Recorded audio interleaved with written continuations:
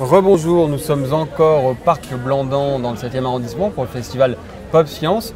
Je reçois maintenant Jean-Louis Touraine, professeur de médecine et chercheur. Merci d'être avec nous.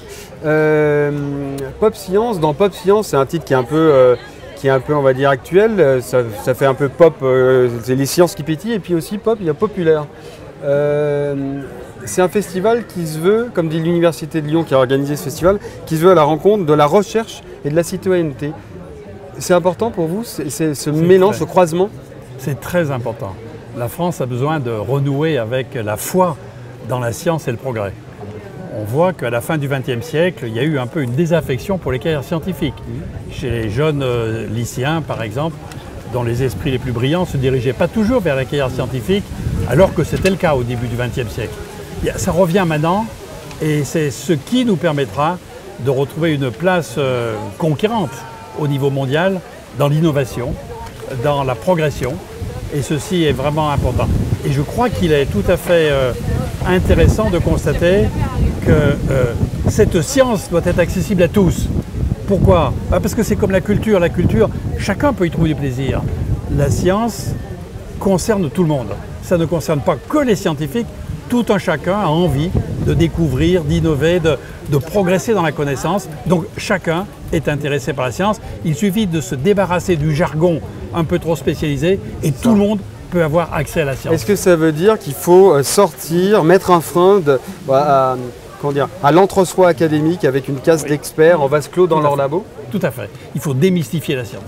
Chacun peut avoir une progression dans la science et puis évidemment, au-delà de ça, certains vont aller beaucoup plus loin, vers des découvertes peut-être nobilisables. Mais tout le monde peut faire des découvertes. Et ça, c'est important pour deux raisons. D'abord, pour que plus de gens soient concernés par la science, mais aussi parce qu'il y a la formation par la recherche, par la science.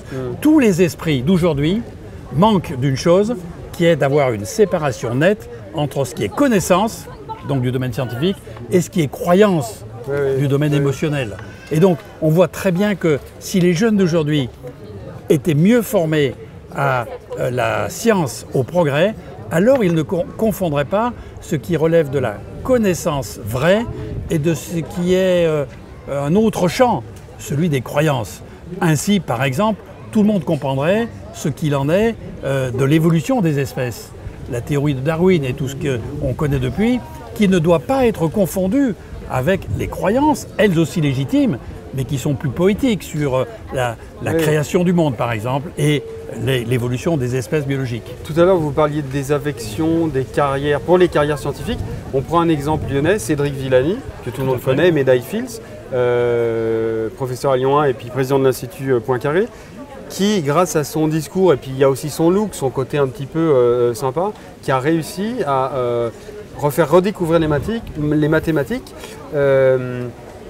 Cédric Villani qui est aujourd'hui aussi dans un projet de recherche, alors c'est sur le cancer qui s'appelle Epidemium, qui allie un laboratoire institutionnel, le laboratoire Roche, avec un laboratoire, ce qu'on appelle ouvert et communautaire, La Paillasse. Et le but c'est de mélanger ce qu'il dit, le big data, les milliards de données qu'on a, et là en l'occurrence la recherche contre le cancer. Est-ce qu'aujourd'hui l'avenir de la médecine, c'est ce mélange entre big data et la médecine justement, ce croisement? Absolument. Il y a besoin pour la médecine de demain que convergent vers les recherches biologiques des gens de formation multiples et que tous ensemble trouvent un enthousiasme commun pour faire progresser les connaissances sur les maladies, mais aussi l'émergence de nouveaux traitements. Et ceci implique des mathématiciens, ceci implique des physiciens, en plus des biologistes. Et donc cette multiplicité dirigée vers un objectif commun doit susciter des enthousiasmes de la totalité de la jeunesse d'aujourd'hui. Les gens doivent perdre leur peut-être timidité, leur appréhension vis-à-vis des sciences, pour que les jeunes garçons, les jeunes filles d'aujourd'hui se disent « mais moi aussi je peux m'épanouir dans la science et avoir des accès facilités sans avoir cette mystification due à un élitisme excessif. Oui, c'est ça. Donc ça veut dire que finalement pour vous la recherche, la médecine, la recherche de demain, c'est aussi de créer des ponts entre la recherche pure Oui. et entre les acteurs sociaux, entre les habitants, entre les citoyens de la ville. Absolument. C'est clairement ça la recherche C'est pour de tous les demain. citoyens. Eh bien, voilà, on a terminé avec Jean-Louis Touraine sur cette recherche de demain qui va être justement, on vient de le dire, la rencontre, les ponts entre la recherche et les habitants, entre les citoyens, entre l'expertise médicale et ceux qui n'en ont pas, entre les profanes. Donc c'est voilà, c'est ce que propose le festival Pop Science qui se déroule jusqu'à demain au parc Blandan à Lyon 7e. Merci Monsieur Touraine. Merci.